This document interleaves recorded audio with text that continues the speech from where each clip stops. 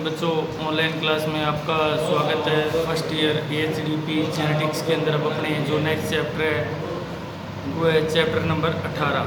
तो चैप्टर का नाम है प्रजनन जानकारी, यानी कि ब्रीडिंग की जानकारी, उसका महत्व और उसके कार्यक्रम। अभी अपने ये जो ब्रीडिंग शब्द अपने कर रहे हैं, बहुत बार पढ़ लिया। तो अब इसकी थोड़ी डिटेल दे रखी है कि प्रजनन है क्या, इसका महत्व क्या है और इसके प्रजनन से संबंधित कार्यक्रम। चैप्टर नंबर 18 ठीक है, हो गया चैप्टर का नाम। सबसे पहला जो पॉइंट है वो है प्रजनन का महत्व है रख रखाव, यानी कि ब्रीडिंग का क्या महत्व, क्यों ब्रीडिंग है, प्रजनन क्यों करवाते हैं, क्या क्या महत्व है इसकी, और रख रखाव। ब्रीडिंग इम्पोर्टेंस एंड मेंटेनेंस, ये इसके जो अपने महत्व और रख रखाव है वो भी अपने बढ़ेंगे। पूरा इसने थ्योरी ऐसे टाइप दे रखा है, नियमित लिखते थे ना अपने 8वीं 9वीं उस टाइप से पढ़ना तो पड़ेगा। देखते हैं क्या ऐसे कुछ बातें निकल के आएगी जो याद रखने में, बाकी कॉमन सेंस। अब तक स्पष्ट है कि प्राणियों में प्रजनन अगली पीढ़ी की संतति उत्पन्न करने। अभी तक हमने क्या पढ़ा था, अभी प्रजनन क्या है, जब नर व मादा के मध्य मैटिंग करवाते हैं तो क्या है, उससे जो संतान उत्पन्न होती है, यानी संतान उत्पत्ति के लिए जब नर व मादा को क्रॉस करवाया जाए वो प्रजनन है। अलग अलग आप अपने हिसाब से इसकी डेफिनेशन बना सकते। यही था संतति पैदा करने के लिए। ब्रीडिंग का क्या पढ़ा था अभी तक अपने, संतति पैदा करने के लिए ब्रीडिंग या प्रजनन करवाते हैं। अब इसके अलावा देखो, नस्ल सुधार व उत्पादकता बढ़ाने का महत्वपूर्ण तरीका है। तो प्रजनन क्यों आवश्यक है, एक तो है संतति पैदा करने के लिए, एक नस्ल सुधार, वो दूसरा उत्पादन। नस्ल में सुधार होगा तो जाहिर सी बात है अभी उत्पादन बढ़ेगा ही बढ़ेगा। तो ये अपने आप में जुड़े हुए हैं। संतति, नेक्स्ट संतति तो अपने उत्पन्न कर ली, अब क्या है नस्ल सुधार। अगर अपनी अच्छी नस्ल सुधार के नर व मादा मैटिंग करवाएंगे तो अच्छी संतति पैदा होगी, अच्छी संतति पैदा होगी तो उससे दूध उत्पादन भी बढ़ेगा। तो पॉइंट 3 बनते हैं कि प्रजनन है वो एक तो संतति उत्पन्न करने के लिए, एक दूध उत्पादन के लिए, एक नस्ल सुधार के लिए महत्वपूर्ण है। वर्तमान परिस्थितियों में वर्तमान पशुधन की देसी नस्लों का उत्पादन कम है। अपने राजस्थान के अंदर ये कहानी है, देसी नस्लें बहुत सारी है लेकिन उत्पादन कम है, जिससे बढ़ाने के तरीके काम में लेकर उत्पादन को वांछित तरीके से लाया जा सकता है। अपने को पता है देसी नस्लें बहुत सारी है, दूध कम है उनका, लेकिन अब अपने ऐसा तरीका क्या अपनाएं ताकि वो जो नस्ल है वो भी बनी रहे और दूध उत्पादन भी बढ़े। तो वो तरीका आपको पता है कौन सा, प्रजनन बहुत ही महत्वपूर्ण साधन है।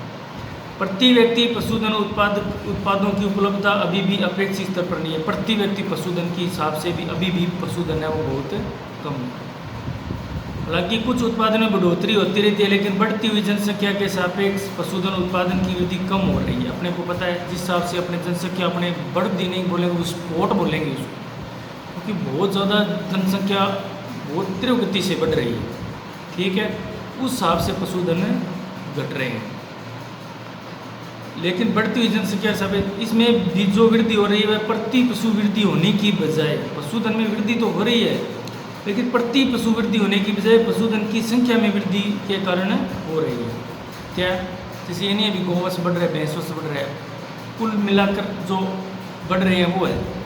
अपने को तो पशुधनों की चाहिए जो दुधारू है, जो डेयरी पशु है उनके लिए, जबकि प्रजनन के तरीके का अलग से पशुधन की संख्या बढ़ाना नहीं है। संख्या बढ़ रही है, मान लो पशुओं की संख्या बढ़ रही है, लेकिन किन पशुओं की बढ़ रही है ये अपने को देखना इंपॉर्टेंट है अपने लिए। तो प्रजनन ऐसे नहीं करता, ब्रीडिंग ऐसे नहीं करवाई जाती भी जनसंख्या बढ़ाओ पशुओं की, नहीं। ये कहता है कि जो इंपॉर्टेंट है अपने जो अच्छी नस्ल है उनकी ब्रीडिंग प्रजनन करवाओ, उनकी संतति पैदा करो और आगे अपना उत्पादन बढ़ाओ, ठीक है। मान लो अब जनसंख्या ज़्यादा है, पशुधन कम है, उसके अकॉर्डिंग कम है, लेकिन बढ़ भी तो रहे हैं। लेकिन प्रजनन क्या कहता है, प्रजनन ये कहता है जो पशुधन में वृद्धि हो रही है वो उसके सापेक्ष जनसंख्या के सापेक्ष बहुत कम है। क्यों, वृद्धि तो हो रही है लेकिन वो ऐसे पशुओं की हो रही है जो कोई नस्ल नहीं है, जिनका कोई दुग्ध उत्पादन नहीं है, तो प्रजनन इस चीज़ की मान्यता नहीं देता। प्रजनन के तरीके का लक्ष्य पशुधन की संख्या बढ़ाना नहीं है, बल्कि पशु की नस्ल व उत्पादन में सुधार करना है। ब्रीडिंग का महत्व क्या है, नस्ल सुधार और उत्पादन बढ़ाना। यह भी स्पष्ट है कि केवल नस्ल सुधार से उत्पादनता नहीं बढ़ती। अब देखो कड़ी से कड़ी जुड़ी हुई होती है। अब मान लो नर व मादा है अलग अलग नस्ल के, अपनों ने कोई फिनोटाइप देख कर यानी बाहरी लक्षण देख कर उनका चुनाव किया, पेडिग्री टेस्ट चेक करके चुनाव किया, एक नर का एक मादा का क्रॉस करवाया, संतति पैदा हुई। अब वो संतति में गुण है वो अपने माता पिता से बेहतर आएंगे। कुछ माता पिता के होंगे, कुछ उनके अलग होंगे। वो क्यों होते हैं? वो होते हैं जीन की संरचना बनावट में परिवर्तन के कारण। ठीक है, अब ये देखो कड़ी जुड़ी है, संतति पैदा हुई, नस्ल सुधार होगी। अब क्या नस्ल सुधार से कोई काम चल जाएगा? नहीं, अकेली नस्ल सुधार थोड़ी काम होगी। उसके जो अलग अलग जीन हैं जो दूध उत्पादन के लिए जिम्मेवार है, उनकी भी इम्पोर्टेंट्स है, आकार की है, वेट की है, कलर की है, सभी अपनी अपनी जगह इम्पोर्टेंट है।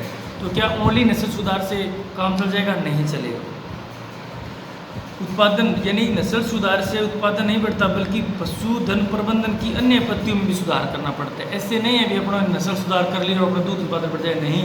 सभी ये एक साइकिल है, इनका ये जुड़ाव है। जैसे अच्छा मैनेजमेंट, अच्छा न्यूट्रिशन, उनका अच्छा रख रखाव, स्वास्थ्य संबंधी बहुत सारी बातें हैं जिनका अगर अपने ध्यान रखेंगे तो दूध उत्पादन बढ़ेगा। नेक्स्ट, पशुधन। अब यहाँ पे जो इतना अभी पैराग्राफ पढ़ा उसमें बात यही आई है मेन कि ब्रीडिंग एक ऐसी पद्धति है जिसके द्वारा संतान उत्पत्ति करने के साथ साथ नस्ल सुधार और उत्पादन भी बढ़ाया जा सकता है। ठीक है, अभी देखो आगे। पशुधन से पशुपालक विभिन्न तरह के उत्पाद प्राप्त करते हैं। आपको पता है अलग अलग प्रोडक्ट है वो उत्पाद, जिन्हें उत्पाद कहते हैं, प्राप्त करते हैं। कैसे? जैसे गोवंश से दूध उत्पादन हो गया, उसके साथ साथ जो दूध उत्पादन नहीं है, जो बैल है उनसे बाहरवा के खेती कर रहे हैं, उसी तरह से भैंसों से दूध उत्पादन हो गया, मांस उत्पादन हो गया, या बाहरवा के रूप में खेती में उपयोग करते हैं। तो ये क्या हो गया? इनके अलग अलग उत्पाद हैं जिनको अपने काम में ले रहे हैं। उसी तरह से आपको पता है बकरियों में मांस उत्पादन, दूध उत्पादन, भेड़ में ऊन उत्पादन हो गया, ठीक है, सूअर में हो गया। तो ये अलग अलग इनके उत्पादन हैं। उपरोक्त मुख्य कार्य है, इनके अलावा भी कई तरह के सहायक उत्पाद पशुधन से प्राप्त होते हैं। ये सहायक कार्य हैं, ये उत्पाद हैं। कोई जो एक जानवर है जिनका अपने दूध उत्पादन के लिए रखते हैं, एक है जिनका मांस उत्पादन के लिए, कोई ऊन उत्पादन के लिए। तो ये इनके अलग अलग उत्पाद है अलग अलग जानवरों। इस प्रकार स्पष्ट है कि सामान्य परिस्थितियों में हमारे यहाँ पशुधन को पालने का विस्तारीय तरीका एक्सटेंसिव रेयरिंग पाया जाता है। क्या पाया जाता है? सामान्य परिस्थितियों में पशुधन पालने का। आपको पता है ये सभी पालते हैं, जिससे एक ही पशु या उसी ही नस्ल के पशुओं की विभिन्न लक्ष्यों की पूर्ति और उत्पादन पाला जाता है। आपको पता है अपने जो घरों में देख लो, गाँव में देख लो, कोई नस्ल है अपने पाले जा रहे हैं, क्यों? उनसे दूध उत्पादन हो रहा है। कोई बकरी पाल रहा है मांस पालन के लिए, कोई, ये सारा अपने काम चल रहा है। यह स्पष्ट है कि इससे सभी संबंधित उत्पादों का स्तर कम हो जाता है। क्या हो जाता है? इससे सभी संबंधित उत्पादों यानी लेवल ऑफ प्रोडक्शन कम हो जाता है।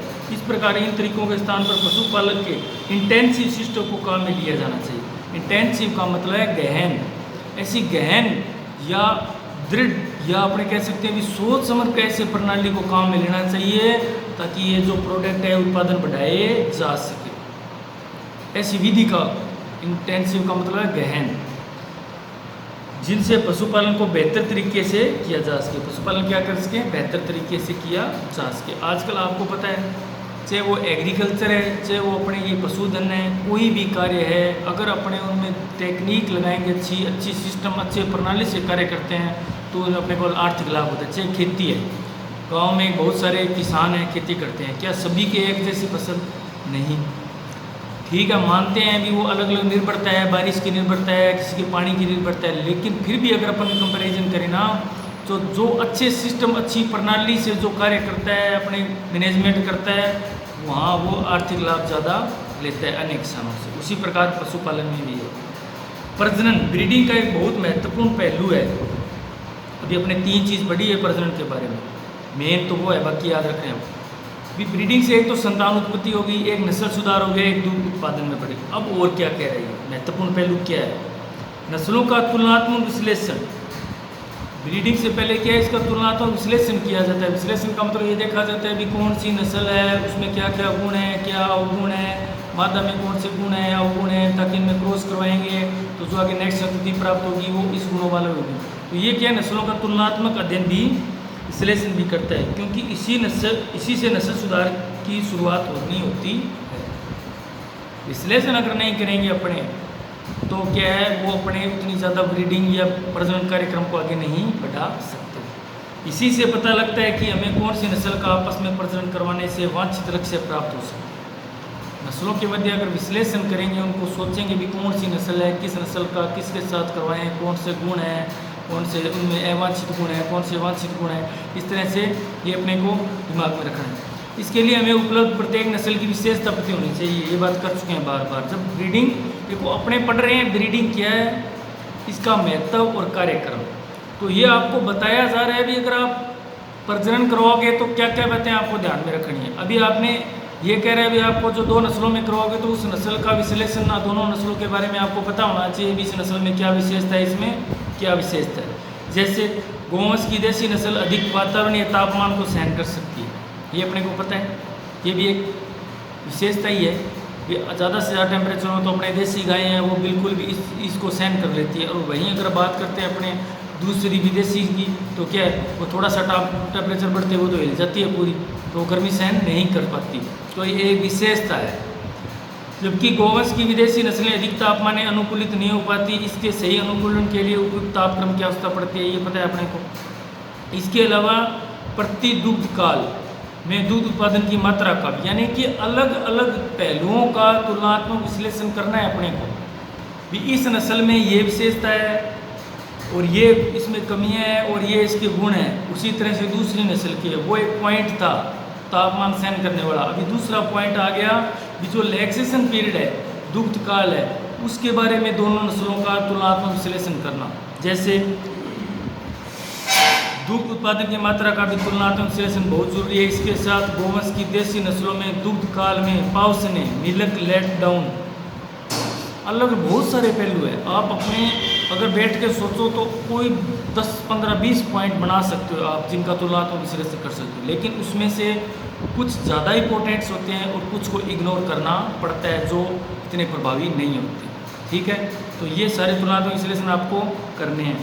इसके लिए साथ गोवंश की देशी नस्लों में दुग्ध काल में पाउसने के लिए उसके बच्चे की उपस्थिति का बहुत ज़रूरी है। ये अपने को कंपैरिजन करना है प्रजनन से पहले, क्या इस नस्ल जो अपने मादा या नर ले रहे हैं, मादा ले रहे हैं, उसकी ये तुलनात्मक विश्लेषण करना है, क्या ये मादा, अगर मान लो इसका बच्चा है, काफ है, जो अगर मान लो उसकी डेथ हो गई है, तो क्या उस दौरान वो जो लैक्सेशन पीरियड में जो दूध की निरंतरता है, क्या वो उतनी बनी रहेगी? तो वो एक विशेषता है। अगर वो दूध की निरंतरता नहीं बनी रहती तो वो उसके एक अवगुण है। तो ये सारे तुलनात्मक विश्लेषण अपने को करके फिर ही प्रजनन करवाना चाहिए। देशी नस्लों में ये अगर बच्चे की किसी कारण से मृत्यु हो जाती है तो दूध उत्पादन पर बहुत फर्क पड़ता है, ये आपको सभी को पता है। अगर मान लो कोई छोटा बच्चा हो तो वो उससे क्या है, पाउसने, जो लेट अप डाउन है, जो डाउन है वो नहीं हो पाता।